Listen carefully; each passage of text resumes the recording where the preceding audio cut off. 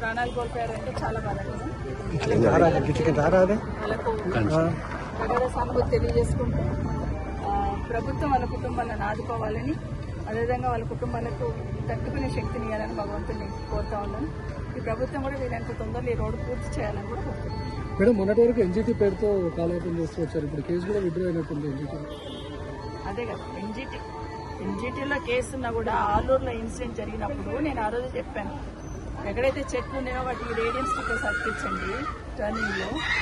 ఎక్కడైతే road narrow shoulders అంతా కూడా గ్రావెల్ పోసి సెట్ చేయండి అని కొంతవరకు చేసుకోవచ్చు. ఆ తర్వాత కొన్ని పెట్టిన ఇక్కడ కూడా గ్రావెల్ సెట్ చేసుకోవచ్చు.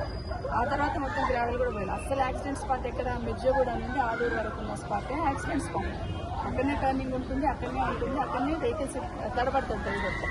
ఆ స్పాట్ చేయాలి. ఆ స్పాట్ షోల్డర్ చేయకుండా కాంట్రాక్టర్ చెప్తే చేసేవాడు, చేయకుండా ఎంతసేపు ప్రాణాలు కోల్పోయారంటే చాలా బాధాకరం.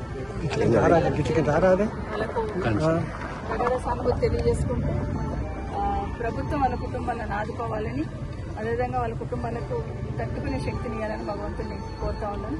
ఈ ప్రభుత్వం కూడా వీలైనంత తొందరలో ఈ రోడ్డు పూర్తి చేయాలని కూడా కోరుతున్నాను. మేడం, మొన్నటి వరకు ఎన్జిటి పేరుతో కాలయాపన చేస్తూ వచ్చారు. ఇప్పుడు కేసు కూడా విడ్డ్రా అయినట్టుంది ఎన్జిటి. అదే కదా, ఎన్జిటీలో కేసున్నా కూడా ఆలూరులో ఇన్సిడెంట్ జరిగినప్పుడు నేను ఆ రోజు చెప్పాను, ఎక్కడైతే చెట్లు ఉన్నాయో వాటికి రేడియం స్టిక్కర్స్ అతికించండి టర్నింగ్లో.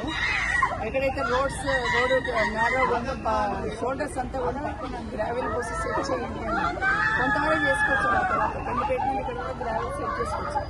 ఆ తర్వాత మొత్తం గ్రావెల్ కూడా పోయింది. అసలు యాక్సిడెంట్ స్పాట్ ఎక్కడ మిర్జగూడ నుండి ఆలూరు వరకు ఉన్న స్పాటే యాక్సిడెంట్ స్పాట్. అక్కడనే టర్నింగ్ ఉంటుంది, అక్కడనే వెహికల్స్ తడబడుతుంటాయి. ఆ స్పాట్ చేయాలి. ఆ స్పాట్ షోల్డర్ చేయకుండా కాంట్రాక్టర్ చెప్తే చేసేవాడు, చేయకుండా ఎంతసేపు